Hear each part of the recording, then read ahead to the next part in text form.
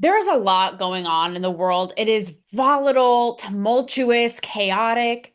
So come hither, children, not in a creepy way, okay? Not, I repeat, not in a creepy way. Come here, everybody, and come sit on the lap of yours truly, Talk to Me, Taylor. We are going to all come together this holiday season because in such divisive times, I'm going to lay out today the 5 things that we can all agree on at last. Come make yourselves cozy, get a little spiked eggnog treat, and off we go, okay? And if there's something in here that you can't agree on, well, guess what? You are just wrong. Deemed the Celebrity Whisperer by Playboy. This is the best interview of the day. Thanks for having me. You hit the nail on the head. 100%. Period. Yeah. Touch them. You're cracking me up. Wear them, baby. This is good. Taylor Ferber.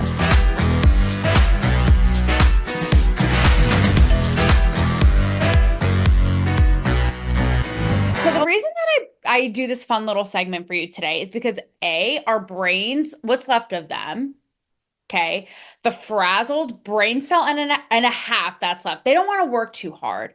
I get that. We want to sled right into this DM of a Christmas season with ease and relaxation. So I got you, but we're going to think a little too, okay? Because the boobs out, brain out, you can't do one without the other. It is just a lifestyle. You know what I mean? You can't really put one away. So we are going to think a little bit too.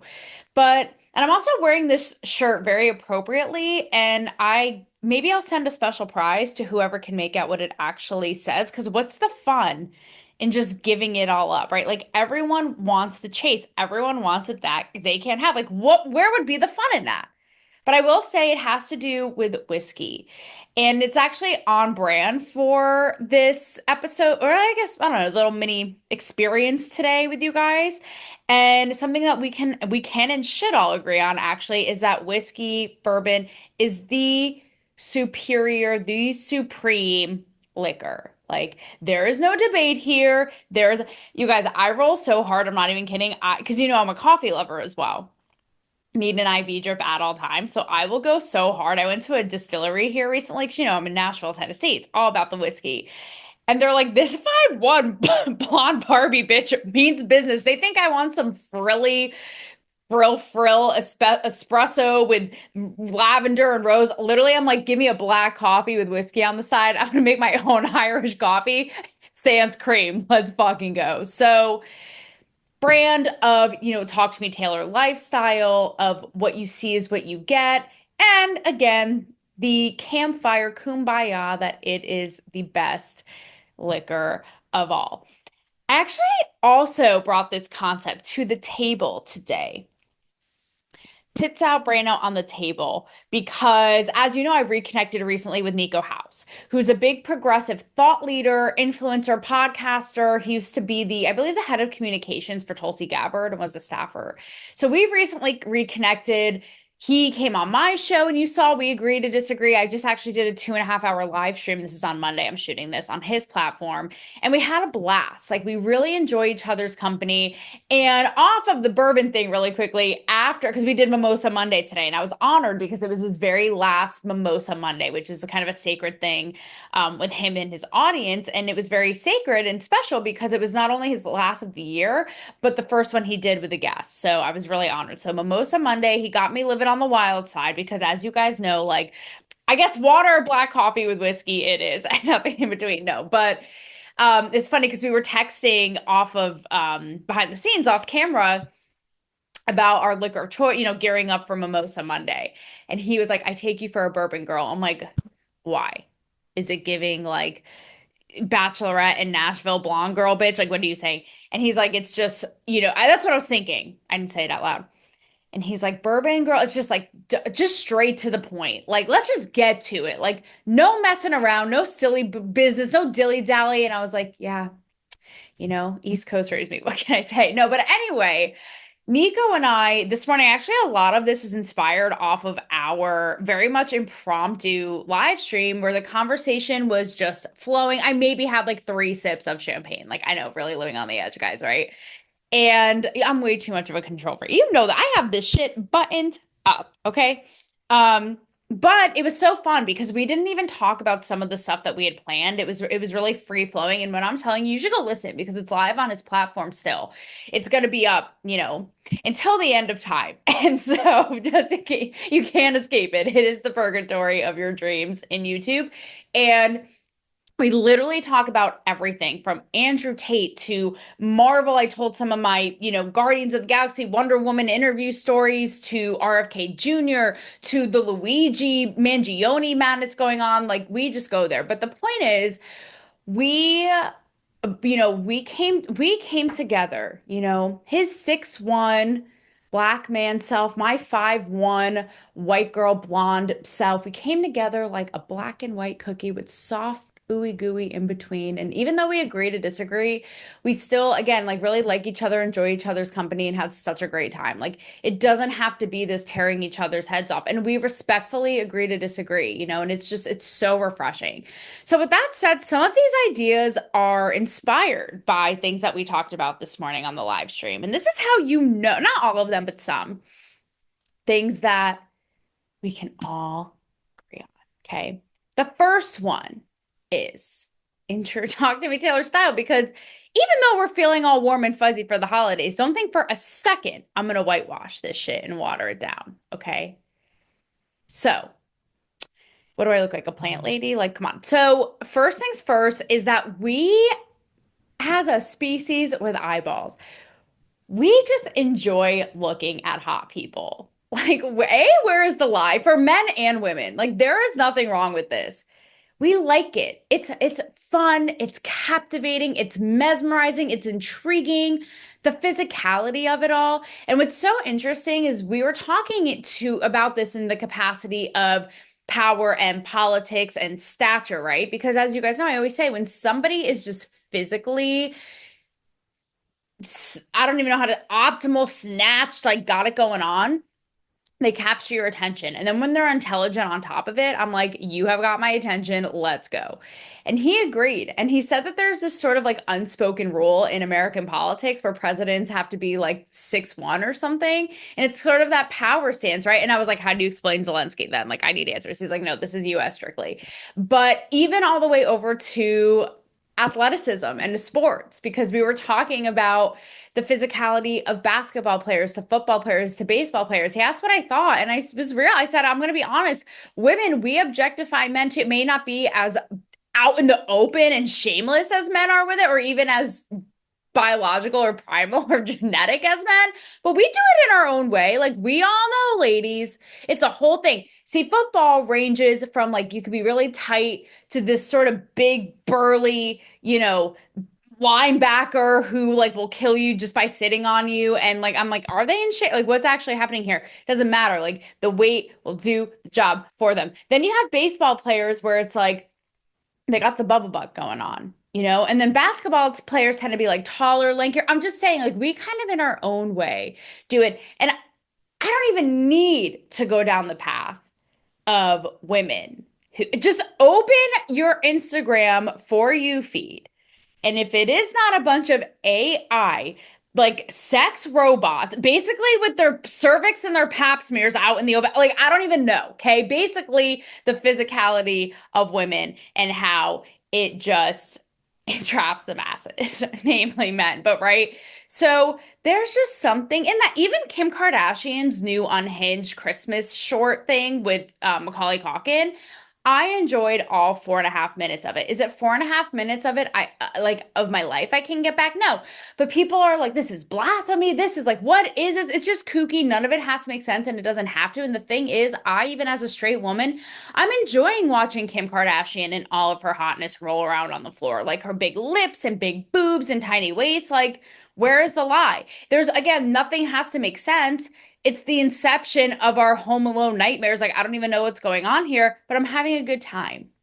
So I hereby pronounce that we can all enjoy watching and looking at good looking men, women, doesn't matter, especially if they are smart and charismatic. Like, nail in the coffin, I resign by. Like, if you disagree, either like you're missing half a brain or an eyeball or something. Like, I don't know. You and I have to have a talk because I need to know a reason, right? And don't give me this bullshit of, oh, it's all what's on the inside. Yes, but anybody with eyes, you know that's something that's going to get your attention. And is that physically captivating? It's going to get your attention. Look at the Greek gods. Look at Zeus. I'm going to stop. Like, look at Chris Pratt and his glow up. Okay. Need I say more? The second thing, kind of off of that, and I swear to God, I'm not trying to fat shame all of you at the holidays, is that, like, who is this Jillian Michaels knockoff? Is the idea, and I think RFK has really opened our eyes to a lot of this, is how we really should all be eating healthier. And unfortunately, it's become this whole politicized thing. They think he's this anti-vax kook, this whole thing. Like the fact that they're even fact checking him in the New York Times, be like, actually, the color red was not allowed in Canada, but was it's like, what are you guys even splitting hairs over this for? Seriously? And this is something Nico and I, again, despite having very different political views, but some align, in a lot of ways as well, totally agreed on, is why, and Joy Vila, who I had on my show recently, and I recently, talked about this very thing, is you notice that, I mean, I'm not a tinfoil hat dawning kind of gal, but you can't help but wonder when you can't unsee it. Why do they always focus on, once you have the illness, we got this and this and this and this to help you, and never a preventative cure? Or so why? Because they're all in bed. I mean, I'm not conspiratorial Kathy today. I'm just saying they're all in bed to profit, to make money, to get you sick, and then to come up with the thing to quote help you get better. So I'm just saying, like, I'm not trying to shame you out of your Swiss Miss hot cocoa today by any means, or your gingerbread men or theys or thems. Okay. I'm just saying, and this by no means, by the way, despite my own body transformation and my sex goddess body journey, my eyes had already been open, but then RFK came in and he straight up Jack Nicholson, The Shining, shoved that door, kicked it right open. And like I said, a lot of it, once you see it, it can't be unseen. And it really makes you think twice. Like, why is this shit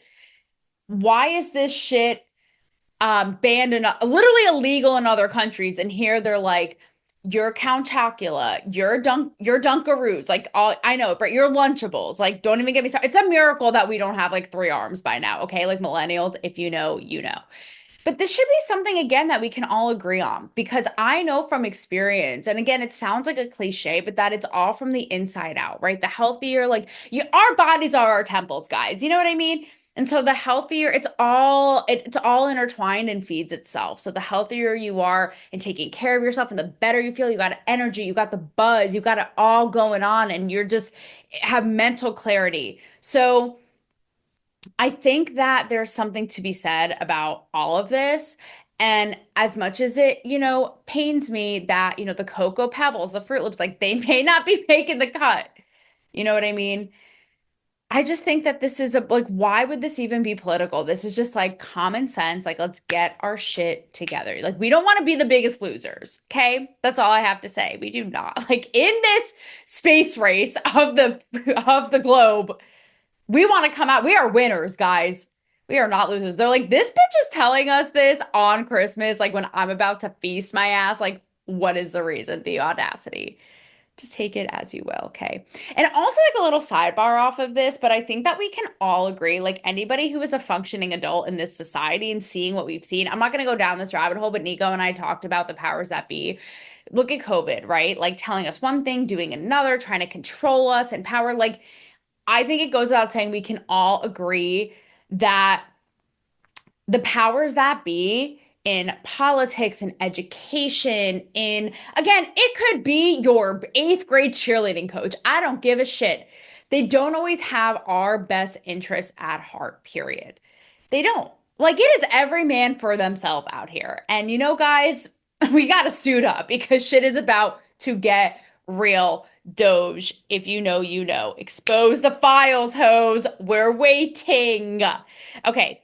The next thing is a more of I suppose, a simpler time in that let's just reflect on a moment. Like, let's go to a meditative in a trance and think about, because I often like jab at Gen Z and I give them a hard time, right? But, like how they have to make all of their feelings known at any given moment. Like they lead with their tears and with emotion. You know what I mean? And there's a lot to be said about why that is and why they are perpetually spiraling. But I knock them a lot, and I also though have empathy because it's like these kids grew up with phones in and on their heads 24/7, and we were lucky millennials, right? Because we were at the tail, like we were at the very begin. Like, remember you had to have a college email to even sign up for Facebook. Remember Nextel? Remember all these things. So all this to say. Y2K, talk about whiskey is the supreme, Y2K is the supreme era. And I've been reminiscing on it a lot lately. And I know for every generation, obviously, when they grew up, that's their nostalgia, right?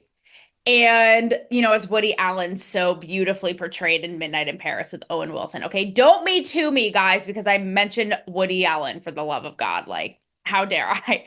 But think about it, like just the glory of Y2K. Like I'm talking Delia's. I'm talking like, Tiger Beat, which they may as well resurrect with Luigi Mangione on it at this point. I'm talking just the art of leaving a note in your crush's locker and asking if they want to kiss you after you get off your bus stop after school or go to prom. Like it was such a simpler time, hip hop was like so misogynistic and raunchy, and we were too young and stupid to even understand. And we're just grinding our asses off to Cyclone, to Blame It on the Goose, to Lil Wayne's Lollipop, just living our best lives, in our high school cafeterias. And just Y2K, I mean, think about it. Even when with communication, we talk about Gen Z, right? And no wonder their brains are so overstimulated and overwhelmed with digesting, information, relaying information. Our chia pets aside, think about like our AOL dial-up. Like we had to work for that shit, okay? Like our ear blood vessels were popped with the dial-up in and of itself to transport us in that portal to a better place. Like I'm talking away messages that were low-key love letters for your crush. I'm talking all of that group chat, like all that good stuff. So let's give it up, everybody, for Y2K, the time that was and will never come back. Is that existential? Like, let's just go bury ourselves all right now, okay? Like Grim Reaper, but make it cute. So, last two here are very, very let's all come together and have common ground. So, one is that nothing is black and white. And Nico and I were joking about this. I was explaining to him, which, by the way, if you're East Coast, you know, and if you're East Coast Jew, you know, but the black and white cookie. And that's what I was explaining to him. Like, I'm the white, he's the black, and we're, the soft goodness in between. He'd know what it was, basically. But when we come together, how great, entertaining, enlightening, eye-opening it is, right? But nothing is black and white. And we're so quick to even with the Blake Lively, Justin Baldoni craziness going on, I did a piece on my socials about this, but it speaks to our society at large because we're so quick to grab the pitchforks with half information and get in a tribe. And it's like, bitch, you don't even know. It's funny because I told my personal stories with Justin Baldoni, and so many people were like, wow, like I wouldn't have known. I would have no idea. Like all these people are fucking yapping about it on the interweb. And I'm like, hi, hello, talking stick, excuse me. Hi. I've actually met the guy in his settings on his turf multiple times, with various projects he had done. So I'm just saying we don't really know. And even now, right? Who knows, even in the next day or so. I guess this is like the sad, twisted maybe Me Too PR mess gift that keeps on giving, because the fact that they're plopping this shit on our head on Christmas Eve, like I don't even know what to say, but who knows how it's going to unfold. Even still, I'm seeing, even just before I sat down here, I'm seeing things where my views I may be like, I could stand correct. I don't know. And I even said, if I have to eat my words, I will. I had gut instincts about it just from being in Hollywood and reporting on it when Me Too first started, from meeting these people, like the whole thing. But now we're learning more, and, nothing's black and white. I may be wrong. And if I'm wrong, I'm not afraid to say it. There is no shame in my game. So And isn't that in and of itself such a hard thing to admit? Like we've all become, you guys know I love to be right. Like we've all become a bunch of little tailors where it's like we can't even admit. And as much as, it hurts, guys, it hurts, but we're going to get through this together, admitting that you're wrong. So time will tell though with that situation. And if you're not sure what I'm referring to, definitely check out I did like a 5-minute segment on it that I posted on like initial reaction to the New York Times quote expose that I posted on Instagram and TikTok. So go look at that too before TikTok like falls into the San Andreas fault. Hopefully, we'll see, unless it's acquired by U.S. entity. So last but not least, this is kind of simple. And all of this, like Feliz Navidad, indeed, all of this encapsulated, right? Merry Christmas and a Happy New Year, that we can agree to disagree. I can't even tell you how refreshing it was today for me. And I was a little nervous every time I would go to say something that would stand up to or like go against what Nico so deeply believes, right? But the fact that he like nodded and was like, "Yeah, I can hear you," and vice versa, it was so refreshing. And the fact that it's refreshing in and of itself is sad. Like it is sadder than the Mean Girls musical revival that they tried to do. Like why even did that concept have to happen? I don't know. But that's sad, And at the end of the day, I mean, man, it's like there's all this shit going on in the world and it's just good to be alive. I mean, can't we all agree on that? Can't we all agree? Like it is better on this side of the ground than that side of the ground. And so, with all of that said, I hope that we found some common ground on this ground. And you guys know that Mama Taylor here, Mrs. Claus, Mrs. Crinkle, me and my lap, me and my line, we're here. We got you. And we love to agree to agreeing is great too. But we love to agree to disagree and to celebrate the greatness in that.